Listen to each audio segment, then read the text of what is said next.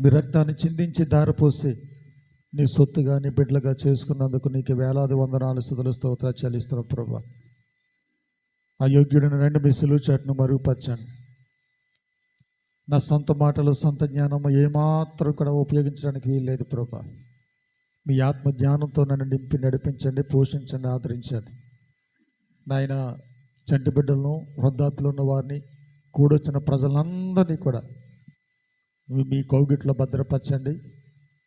వాక్యాన్ని తండ్రి మేమందరూ కలిసి ధ్యానిస్తుండగా వినే మనసును గ్రహించేత్మ నాకు మాకు మీ అందరికి దయచేయండి. చీకటికి ఏమాత్రం కూడా ఇక్కడ అధికారం లేకుండా వచ్చిన అందరి హృదయాలు ఎరిగిన దేవుడు కాబట్టి మాలోని బలహీనతలను తొలగించి, మాలో నిద్రాత్మను తొలగించి, మాలోని సోమరతనాన్ని తీసివేసి, బడలికను తీసివేసి, నీరసనిసలు తీసివేసి మీ వాక్యం పట్ల శ్రద్ధతో, భయముతో, భక్తితో జీవించే కృప మాకు అందరికి దయచేయమని. ఈ మైక్ ద్వారా ఎంతమంది అయితే నీ యొక్క వాక్యాన్ని శ్రద్ధగా వింటున్నారో వారికి వినే మనసును దయచేసి, వారి శరీర రుగ్మతలను తొలగించి సంపూర్ణమైన స్వస్థత దయచేసి మీ విలువైన పాత్రలకు వాడుకోమని సమస్త మహిమ, ఘనత, ప్రభావాలు మీకే ఆరోపిస్తూ యేసు నామములో మిక్కిలి వినగా బతిమలు వేడుకుంటున్నాము తండ్రి. ఆమేన్. కూర్చుందా. దేవుని యొక్క లేఖనాలు మనం చదువుకుందాం. అపొస్తలుల కార్యాలు 18వ అధ్యాయము.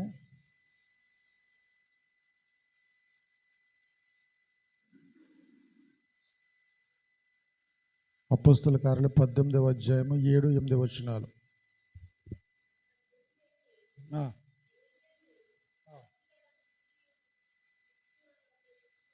అక్కడ నుండి వెళ్ళి దేవుని యందు భక్తి గల తీతియు యూస్తు అనే ఒకని ఇంటికి వచ్చాను. అతని ఇల్లు సమాజ మందిరమును ఆనుకుని ఉండెను. ఆ సమాజ మందిరపు అధికారి అయిన క్రిస్పు తన ఇంటి వారందరితో కూడా ప్రభువునందు విశ్వాసముంచెను.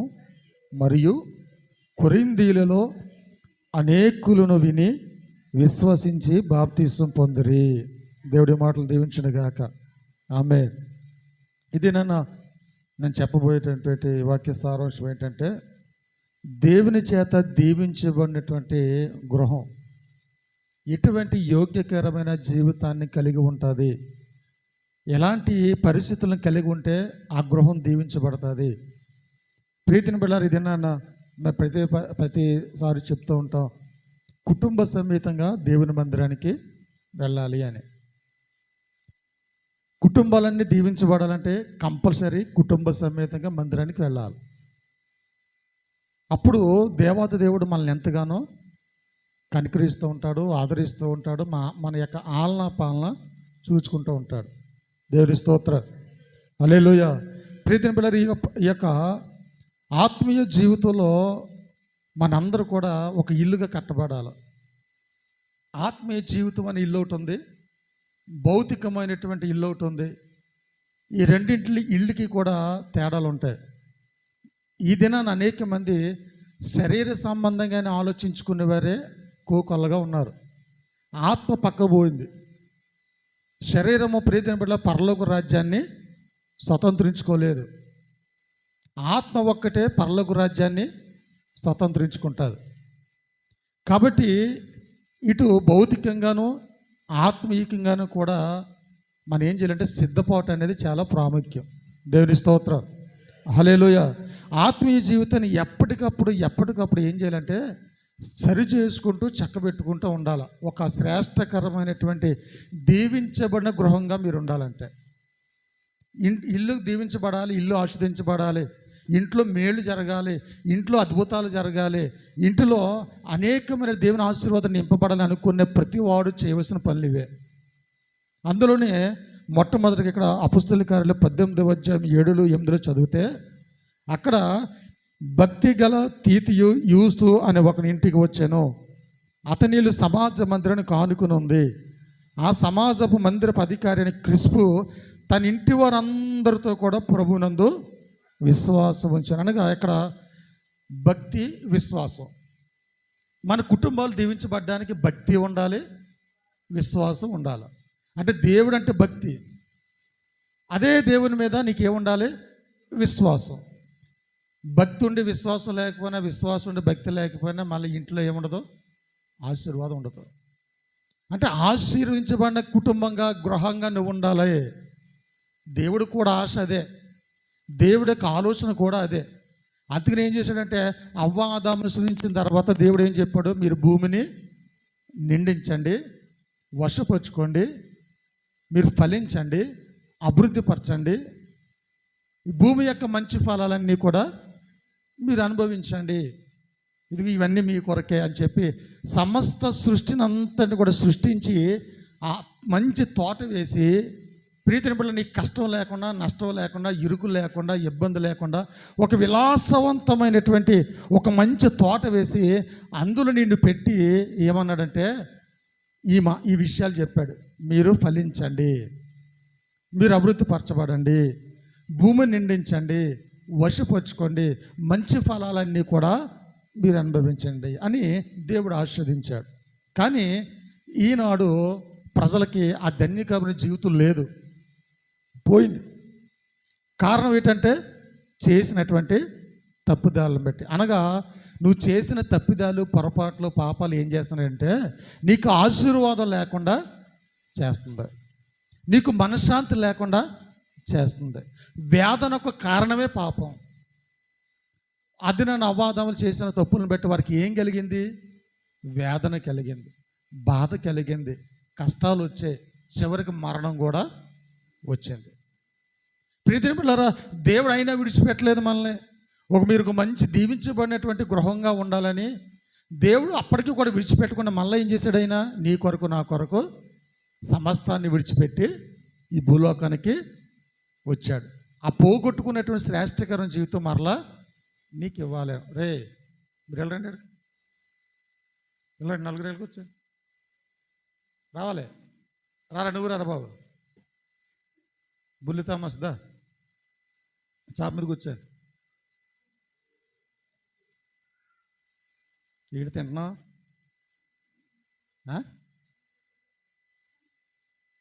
చేతులు కట్టండి. యూత్ అక్కడ కూర్చోండి, ఎలాగొద్దు యూత్లు. దేవుని స్తోత్రం, హల్లెలూయా. అసలు రెండు చేతుల పైకి ఎత్తండి, సార్ గట్టిగా చప్పలు కొట్టండి అలాగా. దేవుని స్తోత్రం. మా ఇల్లు దీవించబడాలి, మా గృహం దీవించబడాలి, మా బిడ్డలు దీవించబడాలి, మా పొలం దీవించబడాలి, మా చేతి పని దీవించబడాలి, మా పాడి పంట పశువులు దీవించబడాలి అన్న ప్రతి వారి దినాన్ని చేయవలసిన పని ఏంటంటే మొట్టమొదటిగా మీరు దేవుని యందు భక్తి కలిగి ఉండాలి, దేవుని యందు విశ్వాసం కలిగి ఉండాలి. ఆమేన్. దేవుని స్తోత్రం. భక్తి ఉండి విశ్వాసం లేకపోయినా, విశ్వాసం ఉండి భక్తి లేకపోయినా నీకు శ్రేష్టకరమైన జీవితం నీకు రాదు. రెండు ఉండాలా, సమపాల్లో ఉండాలి. ప్రార్థన ఉండాలా, అదే రీతిగా వాక్యం కూడా ఉండాలి. కాబట్టి ప్రియతముడి దినాన్న ఇక్కడ అన్నాడు, నువ్వు దేవుని చేత దీవించబడినటువంటి ఒక గొప్ప కుటుంబంగా నువ్వు ఉండాలి అని అంటే నీ కుటుంబంలో ఏముండాలంటే భక్తి ఉండాలి, విశ్వాసం ఉండాలి. కొలస్సీ రాసిన పత్రిక 2వ అధ్యాయము 6. కొలస్సీ రాసిన పత్రిక 2:6 చదవమ్మా.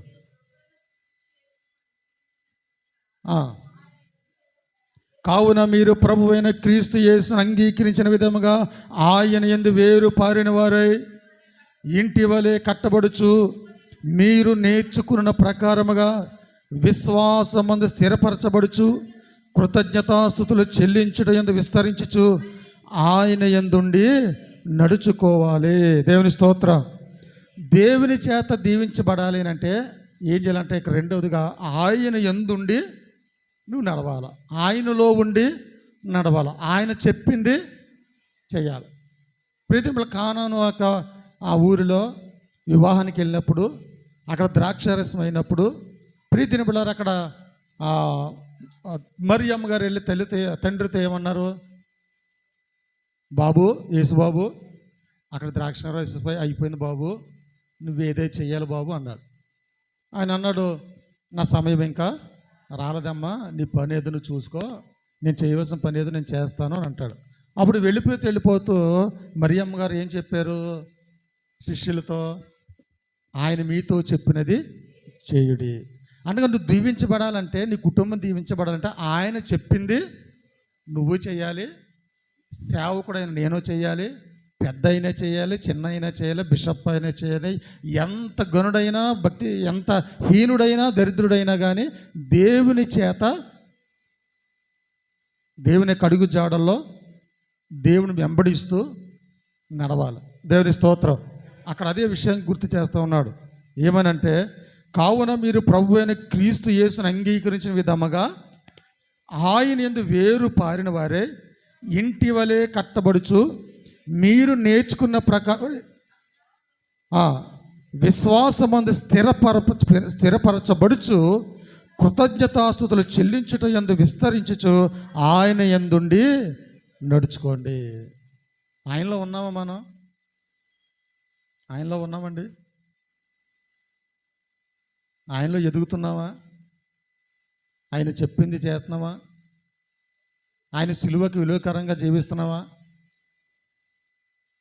మీ పక్కోళ్ళకి వందనాలు చెప్పుకోవడం మానేసినట్టున్నారు. ఒకసారి చెప్పుకోండి, పలకరించుకోండి. వందనాలమ్మా, అక్క, చెల్లి, బాగున్నావమ్మా, దేవుని స్తోత్రం.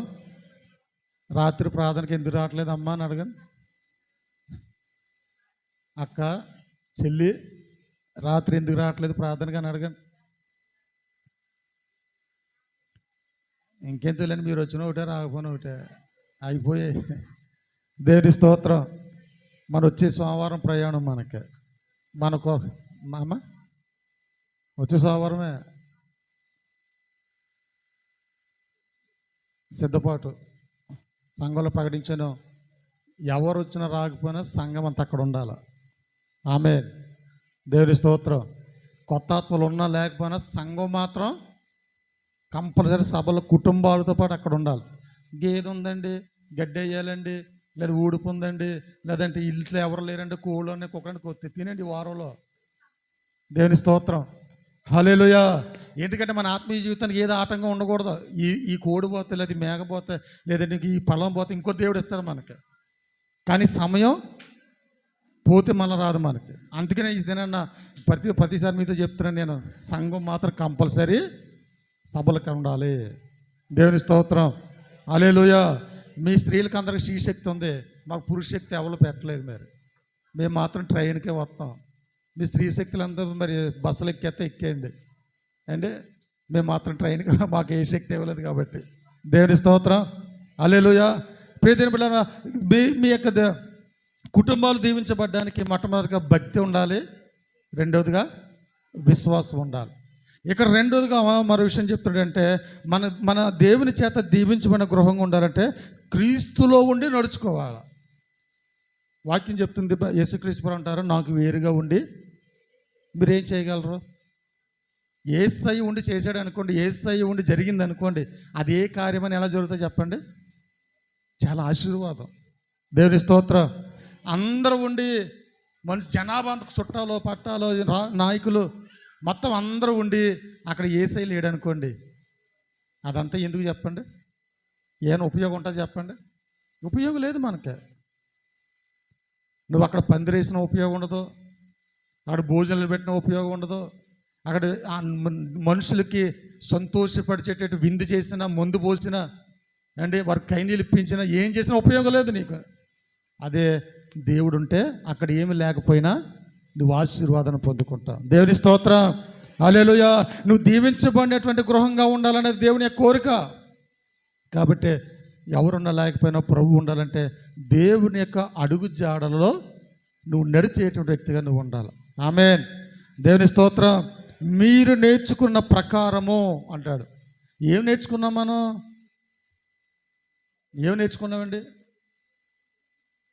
రక్షణ సభలకు వెళ్ళి ఏం నేర్చుకుంటాం? నీతిగా ఉండాలి, యథార్థంగా ఉండాలి, పరిశుద్ధంగా ఉండాలి, ఏ పాపం చేయకూడదు, దేవుని అడుగులు అడుగు వేసుకుంటూ నడవాలి, మళ్ళీ ఎటువంటి చెడు అనేది మనలో మనసులో ఉండకూడదు. ఎందుకంటే ఆయన పరిశుద్ధుడు కాబట్టి. యేసుక్రీస్తు ప్రభువు ఎవరు? ఆయన పరిశుద్ధుడు. మరి ఆయన పేరు చెప్పుకున్నటువంటి మనం ఎలా ఉండాలి? పరిశుద్ధంగానే ఉండాలి, యథార్థంగానే ఉండాలి. ఆయనలో పాపం లేదు, నీలో కూడా ఏ పాపం ఉండకూడదు. అలా అమ్మకిచ్చారు బాబు అండి, పడుకోబెట్టమ్మా, కొంచెం ఏమైనా పప్పలు పాలు పెట్టి పడుకోబెట్ట. దేవుని యొక్క వాక్యం చెప్తుంది ప్రియమైన బిడ్డలారా, ఆయన చెప్పిన ప్రకారం మీరు నడుచుకోండి, ఆయన చెప్పింది చేయండి. శిష్యులతో అంటుంది యేసుబాబు ఏం చెప్తే అది మీరు చేయండి. అప్పుడు యేసుక్రీస్తు ప్రభువు ఏం చెప్పారు శిష్యులకి? 6 రాతి బాణలు అక్కడ ఉన్నాయి. ఆ రాతి బాణల్లో నీళ్ళు లేవు, ఖాళీగా ఉంది. బాణలు అయితే ఉన్నాయి కానీ ఖాళీగా ఉన్నాయి. ఇక్కడ బాణలు అయితే ఉన్నాయి కానీ ఖాళీ బాణలే. కానీ ఖాళీ బాణలుగా ఉండడానికి కాదు దేవుడు మనం పిలుచుకుంది. మన బాణలన్నీ ఎలా ఉండాలా? ఎప్పుడు నిండా. ఇంకోటి ఎత్తంటే పొర్లు పోతుండాలా, ఇంకోటి పోతుంటే పొర్లు పోవాలా. ఆ పొర్లు పోతుంటే ఏమవుతుంది?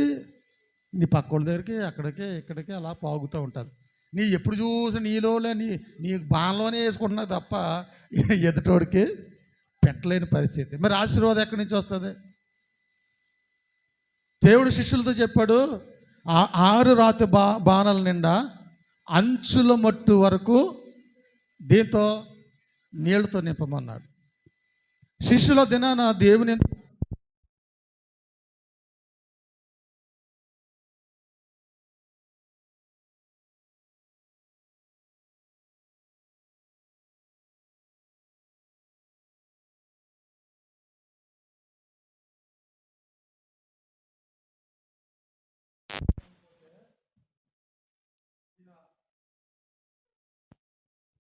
ద్రాక్షరసం అయిపోతే నీళ్ళతో అంచుల మట్టు వరకు నింపమంటున్నాడు ఏంటినా అని అనుకోలేదు. ప్రీతిని బిడ్డ, దేవుని కార్యాలు జరగాలంటే నమ్మకత్వం అనేది చాలా ప్రాముఖ్యం. అంతే యేసుక్రీస్తు ప్రభు వారు కూడా ఆయన దగ్గరకు వచ్చేవారిని అందరూ కూడా చెప్పే మాట ఏంటంటే, నీకు విశ్వాసం ఉందా? నీకు విశ్వాసం ఉందా నేను చేయగలనని? అయితే నీ నమ్మిక చొప్పున నీకు కలుగునుగాక. ఆమేన్. దేవుని స్తోత్రం. ఎప్పుడైతే విశ్వాసం వచ్చాడో ఆ విశ్వాసం పట్టుకుని వెళ్ళిపోయారో ప్రీతిని అద్భుతాలు అనేవి జరుగుతూ ఉండే. నమ్మకం లేకపోతే దేవుడు కూడా ఏం చేయడు. నువ్వు ఆస్వాదించబడాలంటే ప్రియమైన బిడ్డలారా, క్రీస్తులో ఉండి నువ్వు నడుచుకో. క్రీస్తులో ఉండు. పేరుకు కాదు, లేదంటే మాటలతో కాదు. నేను దేవుణ్ణి నమ్ముకున్నానంటే అనడం కాదు, గుడికి వెళ్తే కాదు, కానుకలు ఇస్తానంటే కాదు. ఈయన క్రీస్తులో ఉండి నువ్వు నడవాలి. అపోస్తలుడు పౌలు ఏమన్నాడు? నేను క్రీస్తును పోలి నడుచుకున్న ప్రకారం మీరును నన్ను పోలి నడుచుకోండి. ఎవరన్నారు యేసమ్మ గారు ఈ మాట? యేసమ్మ గారు ఎవరన్నారు ఈ మాట? మమ్మీయా? దేవుని స్తోత్రం. ప్రజని మీరు నేను క్రీస్తును పోలి నడుచుకున్న ప్రకారం మీరును. ఈ ధైర్యం మనకు కావాలా? నువ్వు క్రీస్తుని పోలి నడుచుకుంటున్నావా? క్రీస్తు యొక్క బుద్ధులన్నీ నీలో ఉన్నాయా? క్రీస్తులో ఉన్న గుణగణ లక్షణాలు నీలో ఉన్నాయా? మరి లేకపోతే మంచి గృహంగా ఎలా కట్టబడతాని చెప్పు. నువ్వు కానుకలు ఇచ్చావని దేవుడు ప్రేమిస్తాడంటారా? ఇక్కడ సేవకులు మేమైతే ప్రేమించి వచ్చామో కానీ కానుకలు ఇస్తున్నావని, గుడ్డు ఇస్తున్నావని, కోడి ఇస్తున్నావని, మేక ఇస్తున్నావని, బియ్యం ఇస్తున్నావని, ఇంకోటి ఏమైనా ఇస్తున్నావని మేము ప్రేమించి వచ్చాము కానీ దేవుడు వీటిని చూడడు. మీరు వీటిని చూస్తాడు? నీ హృదయ అంతరింద్రియాలను చూస్తాడు ఆయన. ఎందుకంటే ఈ హృదయ అంతరింద్రియాలే, ఈ ఆత్మే దేవుని దగ్గరికి వెళ్తుంది కాబట్టి. దేవుని స్తోత్రం. హల్లెలూయా. ఈ హృదయ పరిస్థితి బాగోపోతే, నీ భక్తి బాగోపోతే, నీ విశ్వాసం బాగోపోతే, నీ క్రియలు బాగోపోతే, నీ ఆలోచన బాగోపోతే, నీ చూపులు సరిగా లేకపోతే, నీ తలంపులు సరిగా లేకపోతే పరలోక రాజ్యం ఎలాగెళ్తావు నువ్వు? ఇక్కడే ఉండిపోదాం అనుకుంటున్నావా? పరలోకి పరలోకి వెళ్ళిపోతారులే. భూలోకంలో ఉండి ఏ కష్టమో నష్టమో చేసి బతుకుదేమనుకుంటున్నారా? ఒకవేళ ఉంటుందా చేసుకున్నాకి? ఉంటుందా? మీరు పరలోకం వెళ్ళిపోండి, మీరు వెళ్ళిపోండి అమ్మ పరలోకం అంటున్నారు కొంతమంది. మీరు వెళ్ళిపోండి అంటుంటారు కొంతమంది. వెళ్ళిపోయేవాడు అలాగే వెళ్ళిపోతాడు. కానీ నువ్వేమనుకుంటున్నావు తెలుసు? ఇక్కడే ఉంటాను నేను, ఏదో ఆ పోయేవాడు పోతారో, నేను ఇక్కడ మాత్రం ఏ పారిపోయానో లేదా ఏ కూలిపోయినో ఊడిపోకో ఫ్యాక్టరీకి వెళ్ళిపోతాను, ఆ కష్టమే పడతాను, మరి ఏం చేస్తాను అనుకుంటున్నావేమో. అలా ఉండవు. యుగాలు తరతరాలో నువ్వేం చేస్తావు? అగ్నిగుండంలో పడిపోయి కాల్తానే ఉంటావు. అగ్ని ఆరదో, అందులో పడిన పురుగు సావదు. ఆ పురుగులు ఎవరంటే మనమే. ఆ పురుగు ఎవరో మనమే, నువ్వు నేనే. ఒకవేళ నువ్వు దేవుని యందు రక్తదారులు కడగబడి బాప్తిసం పొంది రక్షణ పొంది నీ వృత్తులు యేసయ్యకు చోటు ఇచ్చావనుకో, నువ్వు పరలోక రాజ్యం వెళ్ళిపోతావు. అక్కడ యుగ యుగాల తరతరాలు దేవునితో జీవిస్తావు, కానీ అక్కడ సంతోషం ఉంటుంది, ఇక్కడ ఏడుపు ఉంటాయి, పెడబొబ్బులు ఉంటాయి. చాలా భయంకరమైన పరిస్థితి. ఇది శాశ్వతం కాదు, ఇది ఉండదు. యేసుక్రీస్తు ప్రభు ఈ లోకానికి వచ్చినప్పుడు, ఆయన రాజ్యం తీసుకెళ్ళడానికి వచ్చినప్పుడు ఇవన్నీ కూడా ఏమైపోతాయంటే మాయమైపోతాయి. ఈ కొండలు ఈ మేటలు ఏమైపోయో తెలియదు. కన్ను రెప్పపాటులో దొంగ వచ్చినట్లుగా ఆయన ఈ లోకానికి వచ్చి పరిశుద్ధులందరినీ తీసుకుని వెళ్ళిపోతాడు. ఆ పరిశుద్ధుల యొక్క ఆ జాబితాలో నువ్వు నేను ఉండాలి. ఆమేన్. దేవుని స్తోత్రం. ఎందుకు సంఘం అంతా ఆ సభల్లో పాలు పంపులు పొందని చెప్తున్నా తెలుసా? రానున్న రోజుల్లో ఇలాంటి సువార్త మూయబడుతుంది కాబట్టి. ఆల్రెడీ 12 రాష్ట్రాల్లో ఇలాగా సువార్తలు చేసుకుని బ్యాన్ చేస్తారు, చట్టాలు వచ్చి. అదవుతుంది మీకు, అందుకని ఈ మాట చెప్తున్నట్టు. 12 రాష్ట్రాల్లో సువార్తలు మూయబడ్డాయి. ఇంటి దగ్గర చేసుకున్నా, బయట చేసుకున్నా, నీ బైబిల్ ఎట్టుకెళ్ళినా ఇలాగ బహిరంగంగా ఉండి చూడడానికి ఏమి లేదు. ఇంకా అయిపోయింది మన పని. దేవుని యొక్క రాకడ ఆసనం అయిపోయింది. నువ్వు చక్కబెట్టుకోవాలా, నీ ఇంటిని చక్కబెట్టుకోవాలా. నువ్వేమనుకుంటున్నావు? నువ్వు తింటున్నాను, త్రాగుతున్నాను, నాకు అన్నీ ఉన్నాయి, నా అవసరాలు తీరుతున్నాయి, నా కోరికలు తీరుతున్నాయి, నాకు ఏ లోటు లేదు అనుకుంటున్నావు కదా. ఆ రోజులుగా నీ దగ్గరికి వచ్చాను ఇలాంటి పరిస్థితి ఉంటాయి కనుక మన ఎట్టి పరిస్థితులను కూడా ఆయన పరలోక రాజ్యంలో మనం చేరలేం. మనం విడిచిపెట్టబడతాం. విడిచిపెట్టిన వారికి కఠినమైనటువంటి శ్రమలు ఉంటాయి. మామూలు శ్రమలు కాదు, మిడతలు వచ్చి కొడతాయంట. ఒక్కొక్కటి ఏనుగంత ఉంటాయంట మిడతలు. చాలా భయంకరం. ప్రీతిని పెట్టినారా? నువ్వేదనుకుంటున్నావు, నిర్లక్ష్యంతో ఉంటున్నావేమో, ఆ నిర్లక్ష్యం వదిలిపోవాలా. రానున్న రోజు నువ్వు సెట్ అయిపోవాలి. ఆ సమయం రాకముందే అంతే పాట, దుర్దినములు రాకముందే సర్వం కోల్పోకముందే అని. దుర్దినం రాకముందే, నువ్వు సర్వస్వాన్ని కోల్పోకముందే నువ్వేం చేయాలంట? స్మరణ తెచ్చుకో. యేసయ్యను, ప్రభా ఇంక నేను అలా ఉండకూడదు నాయన. నీకున్న దాన్ని బట్టి నువ్వు అతిశయించొద్దు. నీ ఇల్లు బాగోవాలా. అక్కడ అన్నాడు, ప్రియమైన బిడ్డలారా, ఆయన యందు వేరు పారిన వారే ఇంటి వలె కట్టబడుచు, మీరు నేర్చుకున్న ప్రకారముగా విశ్వాసమందు స్థిరపరచబడుచు, కృతజ్ఞతాస్తులు చెల్లించుట యందు విస్తరించుచు, ఆయన యందుండి మీరు నడుచుకోండి. ఆయనలో ఉండి మీరు నేర్చుకోండి. అప్పుడే మీ కుటుంబాలు దీవించబడతాయి. దేవుని స్తోత్రం. సామెతల గ్రంథము 14వ అధ్యాయము 1. సామెతలు 14:1. జ్ఞానవంతురాలు తన ఇల్లు కట్టును, మూఢురాలు తన చేతులతో తన ఇల్లు ఓడబరుకును. ఇక్కడ అన్నాడు, ప్రియమైన బిడ్డలారా, నీ ఇల్లు స్థిరపరచబడాలంటే జ్ఞానం ఉండాలి. నీకు జ్ఞానంతో ఇల్లు కట్టాల. జ్ఞానం లేకపోతే ఎలా పడితే అలా కట్టేద్దామంటే ఇల్లు నిలబడదు. అంటే జ్ఞానం అనగా దేవుని యొక్క సలహా, దేవుడి యొక్క తలంపు. ప్రియమైన బిడ్డలారా, ఇలాంటి ఇల్లులు కానివ్వండి, మందిరాలు కానీ ఎవరో చేత కట్టబడుతుంది, కానీ ఈ ఇల్లుని కట్టేది మాత్రం దేవుడే. ఆమేన్. దేవుని స్తోత్రం. ఈ ఇల్లు కట్టాలంటే దేవునికి సాధ్యం. పాడైపోయిన ఇళ్ళు ఎన్నో ఉన్నాయి, తాగుడుకు బానేసి అయిపోయిన ఇళ్ళు ఎన్నో ఉన్నాయి, అబద్ధలాడే ఇళ్ళు ఎన్నో ఉన్నాయి, బూతులాడే ఇళ్ళు ఎన్నో ఉన్నాయి, అనేక రకాలైన మనస్తత్వాలతో భేదాభిప్రాయాలతో ఈ హృదయం అంతా ఇల్లంతా పాడైపోయినా గృహాలు ఎన్నో ఉన్నాయి. మరి ఇళ్ళన్నీ ఎవరు కడతాడు? ఈ ఇల్లు ఎవడోడు కడతాడు. మరి ఇల్లుని కట్టేది యేసుక్రీస్తు ప్రభువారు ఒక్కడే. దేవుని స్తోత్రం. ఈ ఇల్లు కట్టబడి జ్ఞానం ఉండాలా.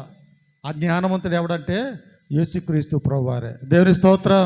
హల్లెలూయా. ఈ దినాల్లో శరీర సంబంధిగా అనేక మంది జ్ఞానంతో ఇల్లు కట్టుకుంటున్నారు, కానీ చాలామంది ప్రియమైన బిడ్డలారా ఏమైపోతున్నారో చూడండి. 11వ వచనం చూడండి. ఆ భక్తిహీనుల ఇల్లు నిర్మూలమగును, యథార్థవంతుల గుడారము వర్ధిల్లును. అక్కడ 2 విషయాలు మీకు చూసుకోండి. ఆ 11వ వచనంలో 2 ఇళ్ళు ఉన్నాయి.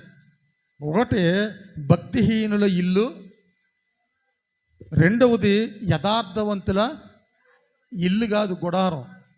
యథార్థంగా ఉండి గుడారములో ఉన్న ఆ ఇల్లు మంచిది. అర్థవుతుందండి. యథార్థత లేకుండా బంగ్లాలలో ఉన్న ఎందుకు పనికిరానిదే. అర్థవుతుందా? ఆ 2 మాటలు అర్థమవుతుందా మీకు? భక్తిహీనుల ఇల్లు, యథార్థవంతుల గుడారం. అంతేనంటే పరుగెత్తి పాలు తాగే కంటే నిలబడి నీళ్లు తాగితే చాలు మనకి. భక్తిహీనుల ఇల్లు నిర్మూలమగును, యథార్థవంతుల గుడారము వర్ధిల్లుతుంది. నువ్వు యథార్థంగా ఉండు చాలు. ఆ దరిద్రుడైన లాజరుగా అదే పరిస్థితి. నిజానికి అతను గుడారం ఉందో కూడా లేదు, తెలీదు. గుడారం కూడా లేదు ఆయనకి. ఆ చెట్టు పుట్ట అక్కడక్కడ బతుకుతున్నాడు. ఎంగులు మెతుకులు తిన్నాడు ఎక్కడ కొంటా చెప్పండి. పాడేసిన ఎంగుల మెతులు తిని బతికేటువంటి వాడు, ఏ గుడారం లేనటువంటి వాడు, శరీర సంబంధంగా ఏమీ లేకపోయినప్పుడు కూడా అతనిలో ఏముంది? యథార్థత ఉంది. యథార్థవంతుల గుడారము వర్ధిల్లాడు. అలాగే ఈ లోక సంబంధంగా అందరి దృష్టిలో లేనోడుగా దరిద్రుడిగా మిగిలిపోయాడు. కానీ చనిపోయిన తర్వాత లాజరు ఎక్కడికి వెళ్ళాడు? బంగ్లాలో ఉన్న సుఖభోగాలు అనుభవిస్తున్నటువంటి ఆ ధనవంతుడు చనిపోతే ఆడెక్కడికి వెళ్ళాడు? ఎంత భయంకరమండి. కాబట్టి నీకున్న ధనాన్ని బట్టి, నీకున్న ఐశ్వర్య గంతలను బట్టి, ఈ లోకంలో పలుకులను బట్టి, నీ కోరికలను బట్టి, నీ ఆశలను బట్టి ఈ లోకంలో బతకడం కాదు. నువ్వు బతికినంత కాలం కూడా బతుకుట క్రీస్తే, చావైతే లాభం అనే స్థాయికి నువ్వు వెళ్ళిపోవాలి. దేవుని స్తోత్రం, హల్లెలూయా. ఎలా ఉంటుందంటే ఇంత బతికి ఇంటి వెనకాల చేసినట్టు దేవుని పిల్లలను పెట్టుకొని మనం ఎందుకు పనికిరాని బతుకు చచ్చిపోయామనుకోండి, అది చాలా అవమానకరం. మనం బ్రతికినంతకాలం దేవుడి కోసం బతకాలి. దేవుని యొక్క రాజ్య వ్యాప్తి కొరకు బతుకు. అనగా ఎలాగంటే నీ చూపులో కానీ, నీ మాటలో కానీ, నీ తలంపులో కానీ, నీ నడకలో కానీ, నీ క్రియలో, ఏ విషయంలో సరే, ఏ పని చేసినా కానీ దేవుడికి నీ ద్వారా ఏం కలగాలి? మహిమ కలగాలి. అది ఎక్కడన్నా నీతిమంతు యథావంతుల గుడారము. అలా ఉంటే నువ్వు గుడారంలో ఉండి చేసిన నీ భక్తి జీవితానికి దేవుడు ఆశీర్వదిస్తాడు నీకు. దేవుని స్తోత్రం, హల్లెలూయా. ప్రియమైన బిడ్డలారా, భక్తిహీనుల ఇల్లు నిర్మూలమగును, యథార్థవంతుల గుడారము వర్ధిల్లును. 15:6 చూడండి. నీతిమంతుని ఇల్లు గొప్ప ధననిధి, భక్తిహీనునికి కలుగు వచ్చుబడి శ్రమకు కారణము. నువ్వు నీతిమంతుడిగా ఉండడమే నీకు గొప్ప నిధి అండి. నీతిమంతుడిగా ఉండి నీకు ఏసీ లేకపోయినా పర్లేదు, నీతిమంతుడిగా ఉండి ఒక మేడ లేకపోయినా పర్లేదు, నువ్వు నీతిమంతుడిగా ఉండి నీకు సరిగా అన్నం లేకపోయినా పర్లేదు, నువ్వు నీతిమంతుడిగా ఉండి నీకు కావాల్సిన అవసరం తీరకపోయినా పర్లేదు. కానీ అదేమంటున్నాడు అక్కడ? భక్తిహీనునికి కలుగు వచ్చుబడి శ్రమకే కారణము. భక్తిహీనతలో ఉండి దేవుడు భయం లేకుండా, దేవుని యందు విశ్వాసం లేకుండా, దేవుని యొక్క రక్తదారులతో కడగబడకుండా నీకు ఎంత ధనమున్నా అనవసరమే. అది దేనికి కారణం అంట? శ్రమకు కారణం. నీకు ప్రతి దాని వల్ల దేవుడు లేకుండా నీకు ఏది ఉన్నా కానీ నీకేమొస్తుంది తెలుసా? శ్రమ వస్తుంది, నీకు కష్టం వస్తుంది, నీకు ఇరుకులు వస్తూ ఉంటాయి, నీకు ఇబ్బందులు వస్తూనే ఉంటాయి. మరి అంతా ఉన్న తర్వాత ఇది ఉంటే మనకి ఉపయోగం ఏముంది చెప్పు? ధనం వల్ల ఎవడికి కూడా ఏముండదంటండి? మనశ్శాంతి ఉండదు. ధనం ఉంటే భయం ఎక్కువైపోద్ది, చాలా భయపడాలి. అదే దేవుడు ఉంటే ఎక్కడా లేనిటువంటి సంతోషము, ఆనందం ఉంటుంది. దేవుని స్తోత్రం, హల్లెలూయా. కాబట్టి ప్రియమైన బిడ్డలారా, నీవు నేను కూడా జ్ఞానము, యథార్థత, నీతి కలిగి ఉంటే నీ ఇల్లు దీవించబడుతుంది. 15:20 చూడండి. సామెతలు 15:25. గర్విష్ఠుల ఇల్లు యెహోవా పెరికి వేస్తాడు, విధవరాలి పొలిమేరను ఆయన స్థాపించును. గర్విష్ఠుల ఇల్లు యెహోవా పెరికి వేస్తాడు. నీలో గర్వం ఉంటే నీ ఇల్లు ఆస్వాదించబడదు. గర్వం అంటే హెచ్చింపు జీవితం. నీకున్న దాన్ని బట్టి నువ్వు అతిశయించొద్దు. ప్రీతిమైన దేవుడు శ్రేష్టకరమైన గృహంగా ఉండాలని దేవుడు కోరుకుంటున్నాడు. ఒక ఉన్నతమైన స్థితిలో ఉండాలని కోరుకుంటున్నాడు. నువ్వు పూరుపాకలు ఉన్నా పర్లేదు, నువ్వు గుడారులు ఉన్నా పర్లేదు, లేదా చెట్టు కింద ఉన్నా పర్లేదు. కానీ నువ్వు ఏమి వదలొద్దు?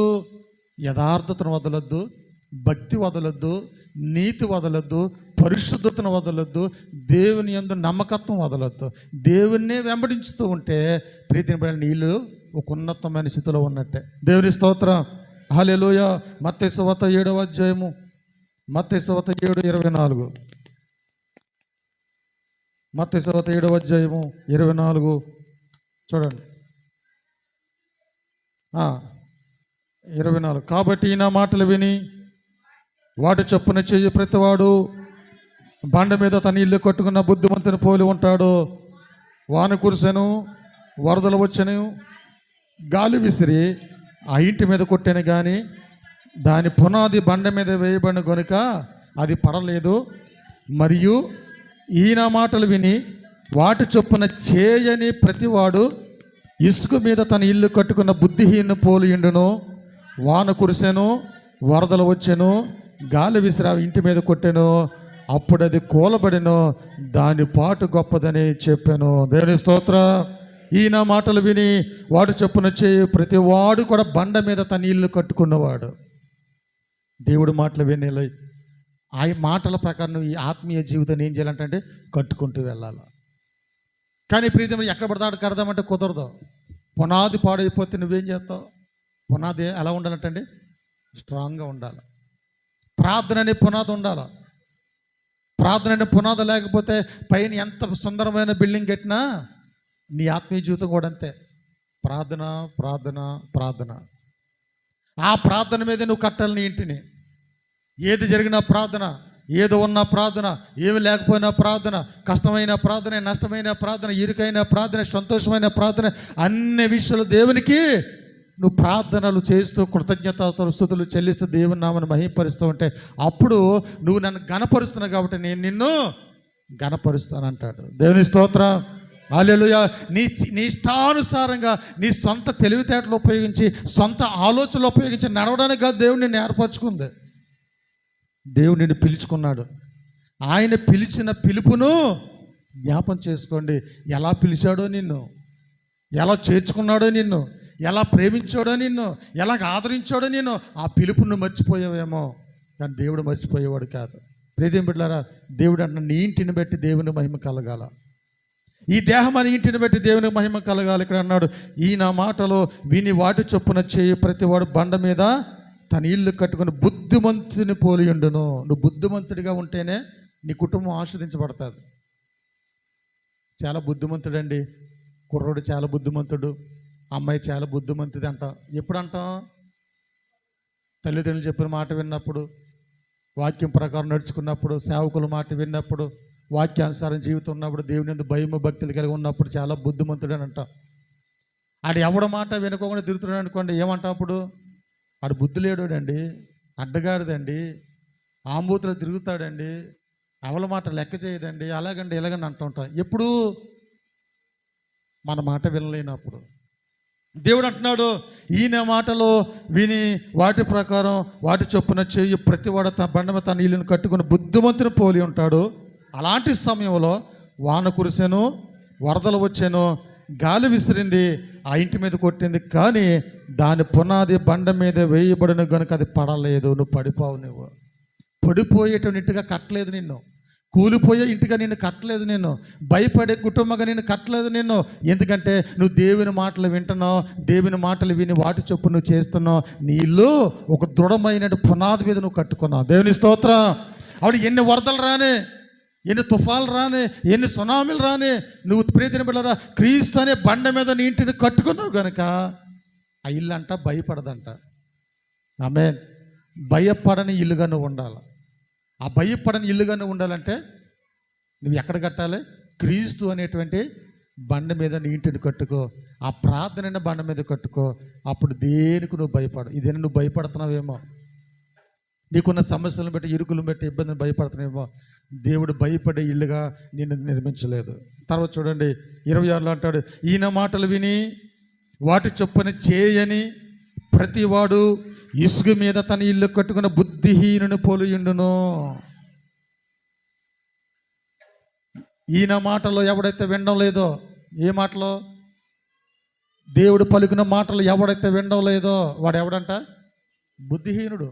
నీకు బుద్ధి లేదు. నువ్వు వినకపోతే నీకు బుద్ధి లేదు.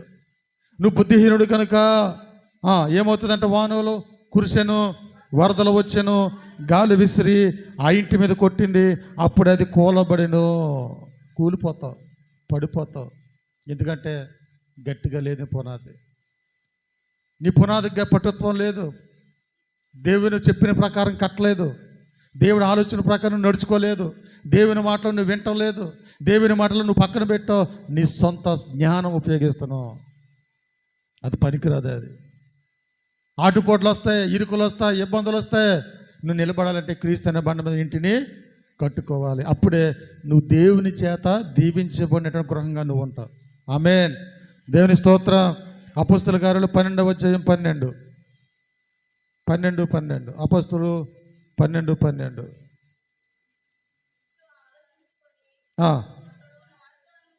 ఇట్లా ఆలోచించుకుని మారు పెరగల యోహాను తెలియని మరి ఇంటికి వచ్చాను. అక్కడ అనేకులు కూడి ప్రార్థన చేయుచుండిరి. ప్రియమిత్రులారా, ఒక ఇంటిలో అనేకులు కూడి ఏం చేస్తున్నారంట? అనేకులు కూడితే మీరు ఏం చేస్తారు? అనేకులు స్త్రీలు, అక్కలు, చెల్లెలు అందరూ చోట కూర్చొని ఏం చేస్తారు? చూడమ్మా, చూడు, చెయ్యట్టి ఇందులోనే అంటారా? అంతే.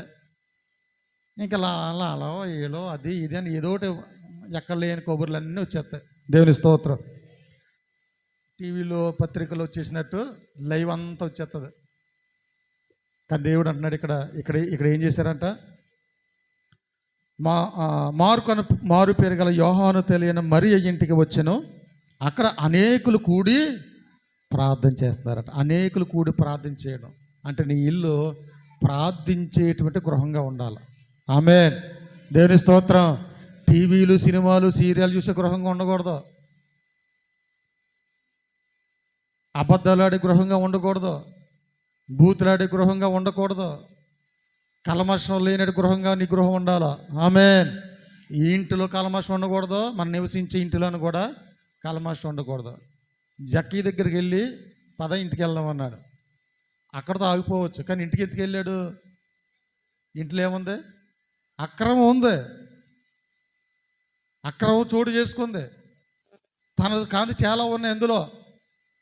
అక్కడికి వెళ్ళాడు, ఇంట్లోకి వెళ్ళాడు. నేడు ఈ ఇంటికి ఏమొచ్చింది? రక్షణ వచ్చింది అన్నాడు. వెళ్ళాడు, లోపలికి వెళ్ళాడు, చూశాడు, అన్నీ చూస్తుంటే ఒకటే ప్రతి ఇది కూడా ఏం చేశాడు ఈయన? అయ్యా నాది కాదు, అది నాది కాదు, ఇది నాది కాదు, ఇది నాది కాదు, ఏమి లేదో ఇది అంతా అక్రమంతో చోటు చేసుకుంది. విషయం చెప్పనా? నీది కానిది నీ దగ్గర ఉన్నంత వరకు నీకు ఆశీర్వాదం రాదు. నీ హృదయంలో కానీ నీ ఇంటిలో కానీ నీది కాని వస్తువు, ఒకసారి చెప్పారు కదా, మంచం తెచ్చేసుకున్నాడు ఒక ఆయనని. హైదరాబాద్లో ఉండి ఊరంట. వత్త ఏం చేసిందంటే ఆ మంచం తెచ్చేసుకున్నారు వాళ్ళు. మంచం కాదు, పెనం అట్ల పెనం. అంటే అప్పుడప్పుడు తీసుకుంటా, ఎరువు తెచ్చేసుకుంటాం, మనం వచ్చేస్తా మనం తెచ్చేస్తా. అప్పటికి అలా ఆయన అన్నాడట, ఇది ఎప్పుడో చాలా సంవత్సరాలు అయిపోయి మర్చిపోయి ఉంటారు అలా. ఇప్పుడు ఎత్తే మాత్రం ఇది అరిగిపోయింది, నల్లగా అయిపోయింది, సొట్లు ఓడిపోయింది, ఇదంతా కూడా. అడిగితే ఏమనుకుంటాడు? పట్టుపద అన్నదట. తెచ్చేసుకున్నారు.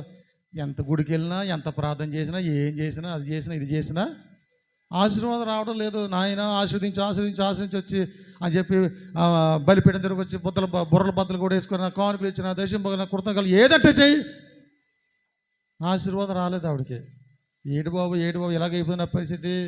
ఎంత భక్తి చేసినా వృధా అయిపోతుంది, ఎంత ప్రార్థన చేసినా వృధా అయిపోతుంది, ఎన్ని కాల్కి ఇచ్చినా వృధా అయిపోతుంది, ఏంటి నా పరిస్థితి అని చెప్పి అలాగా ప్రార్థన చేసి సేవకుండా అడిగిందట, అయ్యా ఏటని నా పరిస్థితి ఇలాగ అయిపోతుంది, నాకు కర్మ కాలిపోతుంది, ఎంత భక్తి చేసినా ఏంటి నాకు ఏమీ లేదు, కనబడతలేదు, నాకు ఏమి ఆశీర్వాదం ఉంటలేదండి, వచ్చినట్టు బలహీనతలు ఇరుకులు. అంటే ఆవిడ సేవకుడు ప్రార్థన చేస్తుంటే అట్లకర కనబడుతుంది. అట్లా పెనం వాసిపోయినా, చొట్లోడిపోయినా, అట్టగడేసినటువంటి రేక్ కనబడుతుందమ్మా నాకు. ఏటది మరి ఇది చూపిస్తున్నాడంటే దేవుడు నాకు అని అంటే, అప్పుడు ఆ మాట చెప్పగానే ఈవిడికి బలుపు వెలిగింది. అయ్యా నిజమేనండి, మేము హైదరాబాద్లో పని చేసుకుంటా వెళ్ళినప్పుడు వత్త మర్చిపోయి ఉంటుందిలే, ఇంకా ఇంతలే, ఇస్తే ఏమనుకున్నా చెప్పి తెచ్చేసానండి అనేసి ఆ వ్యక్తి అన్నదట. అలా ఆయన అప్పుడు పనికి మళ్ళీ దాన్ని చెప్పాను కదా నీకు, ఈ పాపిస్తుందని అప్పుడు ఈ అట్ల పైన తేవద్దని చెప్పారు కదా, ఈ దరిద్రం అంతా ఇందులో ఉందని చెప్పి మొత్తానికి ఆ దరిద్రాన్ని బయట పారేసిన తర్వాత ఆ కుటుంబం దీవించడం మొదలుపెట్టిందంట. దేవుని స్తోత్రం. హల్లెలూయా. ఆ మంచం కూడా అలాంటిదే, ఆడిది కాదు, కర్ర. వేరే స్టేజ్లో ఎవడదో స్టేక్ సెట్లు ఎరుకొచ్చి మంచం చేసి పెట్టుకున్నాడు. చెట్టు నరికేసాడు, మంచం చేసేసి పడుకుంటే రాత్రులు పడుకుంటే దయ్యం వచ్చి పడిపోతుందట మీద. పడుకుంటే మంచం దయ్యం వచ్చి పడుకుంటే దయ్యం వచ్చి పడిపోతుందట. అది తెలివి ఉపయోగించాడు. తెలివి ఉపయోగించే ఆ ప్రాంతానికి ఏసాన గారు వస్తే, అయ్యారండి మీరు కంపల్సరీ మీరు మా ఇంట్లోనే ఉండాలి, మీరు ఎవరింట్లో ఉండడానికి వీలేదు అని. ఓ బాబా దాన్ని బట్టి విక్రమార్కులాగంట చూసి బంకజల్లో పడేసుకుని వదులుతలేదంట ఆయన. ఇదేంటి చాలా ప్రేమించేస్తున్నాడు పాపం అని చెప్పి పాస్టర్ గారు చాలా సంబరపడిపోయాడంట. పోలేరు బాబు వందనాలు తీసుకెళ్ళి పెట్టుకున్నాడంట. తీసుకెళ్ళాడు. అయ్యారండి ఇదండి మీ మంచం. అదే మంచం పందిరి మంచం ఉంటుంది కదా, పందిరి మంచం అన్నమాట అది. ఆ పందిరి మంచం పడుకోబెడితే ప్రియమైన బిడ్డలారా ఆయన పడుకున్నాడంట. ఈయన లెక్క ఉండగానే పొద్దున్న వెళ్ళిపోయి, అయ్యారండి ఆ వందలంటే, ఒరే ఏట్రా ఇంత పొద్దున్న లేచిపోయి వేడరా బాబు ఏంటని చెప్పి లేచి వందనాలు బాగా నిద్ర పెట్టిందండి, క్షేమంగా ఉన్నారండి, ఏం అవ్వలేదు కదండి, బాగానే ఉన్నారు కదండి అడుగుతాడు. ఇదేట్రా నాన్న పొద్దున్న లేపి ఏం మాటలు నీకు నిద్ర పెట్టిందా, చచ్చిపోనుకున్నా నేను కానీ ఇలా పొద్దున్న లేచి ఇలాంటి మాట్లాడతాడంటే అలా కదండి, మీకు ఏమైంది, ఏం అవ్వలేదు కదండి, ఏం అవ్వలేదు, అంతా అయిపోతుంది, టిఫిన్ పెట్టిందా అన్న అయిపోయిందా అన్నాడంట. ఒరే అన్నిసార్లు గుచ్చి ఏమైందంటే నాకు ఏమన్నా అవ్వాలని ఏమైనా చేసే పెట్టరా అన్నాడంట. అలా కాదండి అని చెప్పి అసలు వివరం చెప్పాడంటే ఏంటంటే, నేను ఎప్పుడు ఈ మంచమే పడుకున్నా దయ్యాలు వచ్చి మీద పడిపోతాయండి, కింద పడిపోతానండి, నాకేమో అర్థం అవ్వట్లేదండి, అంతని సేవకులుగా మిమ్మల్ని పడుకోబెడతా దురాత్మ పోతుందని మిమ్మల్ని పడుకోబెట్టానండి అన్నాడట. చూసాండి ఎంత తెలివితేటలు ఉపయోగించాడో. అమ్మ దుర్మార్గుడా అని చెప్పి ఆయన తిట్టి ఏట్రా సంగతి అని ప్రార్థన చేస్తే అయినా చేలో నరుక్కొచ్చేసిన టేక్ చెక్కలు వచ్చి పట్టుకొని చెట్లు యొక్క తెచ్చి నరికేసి మంచం చేయించాడంట. అంటే ఈడిది కాదు, అది ఈడిది కాదు, అక్రమంగా సంపాదించుకొని పెట్టుకున్నది. అందుకని వీడికి ఏం లేదు, మనశ్శాంతి లేదు. అక్రమంగా నీ దగ్గర ఏదో నీకు మనశ్శాంతి ఉండదు. అంతేనే మన సభలుగా అయ్యా ఇచ్చేస్తానండి అంటాం. ఇచ్చేస్తానని చెప్పి అమ్మ మనసు అప్పకి ఇంటికి వచ్చిన బలేడు దానిలో ఉన్నాం. ఈడికిలాగే మాట్లాడి ఉంటుంది, ఈ మనిషిలాగే మీ సహోదరులాగా మాట్లాడి ఉంటుంది. మర్చిపోయి ఉంటుందిలే ఇప్పుడు ఎత్తే తిట్టుకుంటుంది నన్ను అనుకున్నాడు. కాదు, అది తొట్టలోడు పని సిల్లోడు పని, లేదా కొత్తది కొనేసి ఇచ్చే నీ దరిద్రం పోతుంది. దేవుని స్తోత్రం. కానీ నీది కాని వస్తువు నీ దగ్గర ఉండడానికి వీల్లేదు. అప్పటి వరకు నీ కుటుంబానికి దీవెన ఉండదు, ఆశీర్వాదం ఉండదు. కాబట్టి నువ్వు ఆశీర్వదించబడినటువంటి ఇల్లుగా ఉండాలంటే నువ్వు భక్తి కలిగి, భయం కలిగి, యథార్థత కలిగి, ప్రార్థన కలిగి, దేవుడు చెప్పిన మాటల ప్రకారం నడుచుకుంటూ దైవ చిత్తానుసారంగా జీవిస్తూ నీలో ఏ చెడుతనం లేకోకుండా అనుదినమును ప్రార్థనలో గడుపుతూ దేవునితో వెంబడిస్తున్నావు అనుకోండి, అప్పుడు నీ కుటుంబాన్ని ఏం చేస్తాడంటే ఒక ఉన్నతమైన జీవితంలో పెడతాడు. ఆశీర్వదించబడిన కుటుంబంగా నువ్వు ఉండాలంటే ఇవన్నీ నువ్వు పాటించాల్సిందే. ఆశీర్వాదం ఉత్తినే రాదు, ఇవన్నీ చేస్తేనే వస్తుంది. వింటేనే కాదు, విని దాని ప్రకారం నడుచుకున్న బుద్ధిమంతుని పోలివాడై ఉండాలి. విని వదిలేస్తే బుద్ధిమంతుడు అనరు, బుద్ధిహీనుడు అంటారు, బుద్ధి లేనోడు అంటారు, బుద్ధి లేని గాడిద అంటారు. అలాంటి పేర్లు మనకెందుకు? ఆయన పరిశుద్ధుడు, మీరు నన్ను కూడా పరిశుద్ధంగా ఉండాలి. అంతే. నీ ఇంటిలో నీ ఒంటిలో పరిశుద్ధత అనేది లేకపోతే నీ గృహం కట్టబడలేదు. కాబట్టి ప్రియదినములైన దేవుడు అంటున్నాడు, ఒక దేవుని చేత దీవించబడినటువంటి గృహంగా నువ్వు ఉండాలంటే ఈ అంశాలన్నీ నీ జీవితంలో నెరవేర్చబడాలి. మందిరానికి వస్తేనే సరిపోదు, వచ్చి పోయేవారుగా కాదు, కానీ దేవుని మాటలు వినడం, దాని ప్రకారం నడుచుకోవడం. దేవుడు ఏదైతే చేయమని చెప్పాడో అది నువ్వు చేస్తే చాలు. కొండలు ఎత్తాడా, బరువులు ఎత్తాడా, ఏం చేయమన్నాడు దేవుడు? ఏం చేయట్లేదు కదా. నా మాటలు విని వాటి చొప్పున చేయు ప్రతివాడు బుద్ధిమంతుని పోలిన వాడే బండ మీద తన ఇల్లును కట్టుకున్న బుద్ధిమంతుని పోలి ఉంటాడు. ఈయన మాటలు విని వాటి చొప్పున చేయని వాడు ఇసుక మీద తన ఇంటిని కట్టుకున్న బుద్ధిహీనుడుగా ఉంటావు. ఎటువంటి స్థితిలో ఉన్నాం మనం? బుద్ధిమంతులమా, బుద్ధి లేనోడమా? చెప్పండి. బుద్ధి గలవాడమా, బుద్ధి లేనివాడంటే యేసమ్మ గారు? బుద్ధి లేని వాళ్ళమే, గ్యారెంటీ ఒప్పేసుకోవడమే. అందరు సందేహాలు పడక్కర్లేదు. ఇంకా ఎవరిని మెప్పించాలి? నన్ను మెప్పించాలా? మీ పక్క వాళ్ళు మెప్పించాలా? ఎవరిని మెప్పించాలా? మనం దేవుడు మెప్పించు. నువ్వేం చేసినా దేవుడికి మెప్పిగలిగేటట్టుగా చేయాలా. ఇక్కడ ప్రియతమ బిడ్డలారా, ఆశీర్వదించేవాడు, నేను దీవించేవాడు పాస్టర్ గారు కాదు. నీ భక్తిని బట్టి దేవుడే నిన్ను ఆశీర్వదిస్తాడు. ఆమేన్. దేవుని స్తోత్రం. నీ క్రియలు తగ్గ ప్రతిఫలం ఇచ్చేవాడు దేవుడు. పేతురు యోహాను స్వస్థతలు చేస్తూ ఉంటే జనులు అందరూ అలా చూసేవారంట. అమ్మో దేవుడు దేవత అమ్మ అమ్మ అమ్మ అని చెప్పి కాదలు పడిపోతుంటే భయపడిపోయారు వాళ్ళు. ఎవరో సేవకులు పేతురు యోహాను భయపడిపోయారు. అయ్యి బాబు ఇదేట్రా బాబు, వీళ్ళు నాకు పూజలు చేస్తున్నారు, వీళ్ళు నాకు మొక్కుతున్నారంటే, వీళ్ళు మమ్మల్ని కొనపోస్తున్నారని చెప్పి భయపడిపోయి అప్పుడు ఏమన్నాడు తెలుసా? అయ్యా, నడవడానికి శక్తినిచ్చేవాడు నేను, ఏపాటి వాడు మేము కాదు, నువ్వు నేను కూడా సేవించుతున్నటువంటి దేవుడికి మహిమ చెందాలి. ఆమేన్. దేవుని స్తోత్రం. మనల్ని నిర్మించుకున్నది దానికోసం. నిన్ను బట్టి నన్ను బట్టి దేవునికి మహిమ చెందాలి, కానీ దేవుడికి చెందవలసిన మహిమ నువ్వు తీసుకోకూడదు. అంతే దావీదు అంటాడు, అయ్యి మందిరంలోకి అడుగుపెట్ట నేను ఏపాటి వాడినండి, అసలు నీకు చెప్పులు ముట్టుకోవడానికి ఆ తాళ్ళు విప్పడానికి ఏపాటి వాడినండి, నేను యోగ్యత లేనివాడిని, నేను అర్హత లేనివాడిని, నా భక్తి సరిపోదయ్యా, నువ్వు పరిశుద్ధుడు, నువ్వు యథార్థవంతుడు. అంతేనేమే ఆయన వస్త్రపు చెంగే ముట్టుకుంటాను, ఆయన ముట్టుకొని అనుకుందామే. ఆయన వస్త్రపు చెంగు ముట్టుకుంటే చాలు నా జీవితం మారిపోద్ది అనుకుంది. ఎందుకంటే ఆయన పరిశుద్ధుడైన, నా దరిద్రం పోవాలంటే ఆ చాలు, ఆ మాత్రం చాలు నాకు అని చెప్పి ప్రియతమ దేవుని మీదే అపారమైన విశ్వాసం మంచి పట్టుకుంది. ఆమె రక్తస్రావం వెంటనే కట్టబడింది.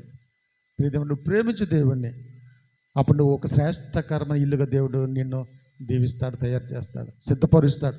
అటు రీతిగా మనం సిద్ధపడదాం. దేవుడి కొద్ది మాటలు దీవించిన గాక. ఆమేన్. అందరూ మోకరించుదాం, అందరూ ప్రార్థన చేసుకుందాం. విన్న వాక్యాన్ని బట్టి చిన్న ప్రార్థన. దేవుని చేత దీవించబడిన గృహంగా నువ్వు ఉండాలంటే దేవుడు చెప్పినటువంటి మాటలు ఒకసారి జ్ఞాపం చేసుకో. దేవుని చేత దీవించబడిన గృహంగా నువ్వు ఉండడానికి నువ్వు దేవుని యందు భక్తి కలగాలి, దేవుని యందు విశ్వాసం కలిగి ఉండాలి, దేవుని యందు నిలబడి నేను క్రీస్తునందుండి ప్రియదిన బిడ్డలారా ఆయన యొక్క వాక్యానుసారం జీవితంలో నడవాలి. నీలో యథార్థత ఉండాలి, నీలో జ్ఞానం ఉండాలి, నీలో నీతి ఉండాలి, నీలో మూఢత్వం అనేది ఉండకూడదు, గర్వం అనేది నీలో ఉండకూడదు, భక్తిహీనత ఉండకూడదు. దేవుని మాటకు లోబడేటువంటి బుద్ధి గల ఇంటి వలె నువ్వు ఉండాలి. ప్రార్థనలు ఎక్కువగా చేసేటువంటి కుటుంబంగా నువ్వు ఉండాలని దేవుడు ఆశపడుతున్నాడు. ఒక శ్రేష్టకరమైన కుటుంబంగా నువ్వు ఉంటున్నావా? ఇంకను ఇరుకులు, ఇంకను ఇబ్బందులు, ఇంకను సమస్యలు, ఇంకను ఆటుపోటులు, అనేకమైన సమస్యలతో సతమతం అయిపోతున్నావేమో. అయితే ప్రతి నీ ఇంటిలో దేవునికి ఇష్టం లేనిది ఏదో ఉంది, నీ గృహంలో నీ దేవునికి ఇష్టం లేనిది ఏదో ఉంది, దేవునికి నచ్చంది ఏదో ఉంది. దేవుడికి ప్రేత బిడ్డలారా ఆ తప్పు, ఆ పొరపాటు, ఆ పాపము, ఆ సమస్య దేవునికి నీకు మధ్య ఆటంక పండుగ ఉండిపోయింది. ప్రేతం బిడ్డలారా, ఇది నేను దేవుని మందిరానికి వస్తున్నా మంచిదే, కానీ నీ కుటుంబం వస్తుందా? నీ తోటి వారు వస్తున్నారా? నీ రక్త సంబంధాలు వస్తున్నారా? నీ ఇరుగు పొరుగు వారు వస్తున్నారా? దేవుడిని మందిరానికి వచ్చి నాయనా నన్ను ఆస్వాదించి అడగవలసిన పని లేదు. దేవుడు చెప్పింది నువ్వు చేస్తే, ఈ నా మాటలు చొప్పున విని వాటి చొప్పున చేసేవాడు దేవుడు ఆశీర్వదిస్తాడు, వాడు బుద్ధిమంతుడు అంటున్నాడు. ఈయన మాటలు విని నువ్వు విన్నప్పటికీ కూడా నువ్వు చేయకపోతే, విన్నప్పటికీ కూడా వాటిని పెడచెవిన పెడితే నీకు ఆశీర్వాదం ఎక్కడి నుంచి వస్తుంది? నీకు దీవెన ఎక్కడి నుంచి వస్తుంది? ఇదేనా నా దేవుడు నిన్ను అడుగుతున్నాడు, నిన్ను హెచ్చరిస్తున్నాడు.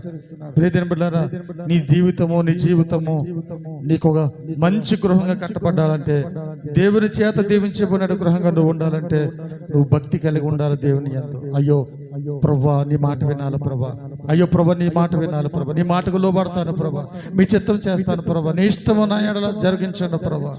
నాయనా మీ యందు అపారమైన విశ్వాసం కలిగి ఉండాలి ప్రభా. నాయనా హద్దులు లేని నేను ప్రేమతో, శాశ్వత ప్రేమతో, కొలతలేని ప్రేమతో నన్ను ప్రేమిస్తున్నావు తండ్రి, కానీ నేను ప్రేమించలేకపోతున్నానయ్యా, నేను ద్వేషిస్తున్నాను తండ్రి, నన్ను క్షమించిన ఆయన. నీ అపారమైన విశ్వాసం నాకు దయచేయవా నాయనా. విశ్వాసం లేకపోతే దేవునికి ఇష్టడైండుట అసాధ్యమండి. నువ్వు దేవుని మందిరకు వస్తేనే, వింటేనే కాదు, కానీ వచ్చి విని వాటి ప్రకారం చెయ్యవాడే వాడి గృహం రాతి మీద కట్టబడేటువంటి గృహంగా ఉంటుంది. ఎన్ని వరదలు వచ్చినా, ఎన్ని వానలు వచ్చినా, ఎన్ని అలలు వచ్చినా, ఎన్ని తుఫాన్లు వచ్చినా ఆ ఇల్లు భయపడదు, ఆ ఇల్లు భయపడదు. నువ్వు భయపడే ఇల్లుగా నువ్వు ఉండాలి.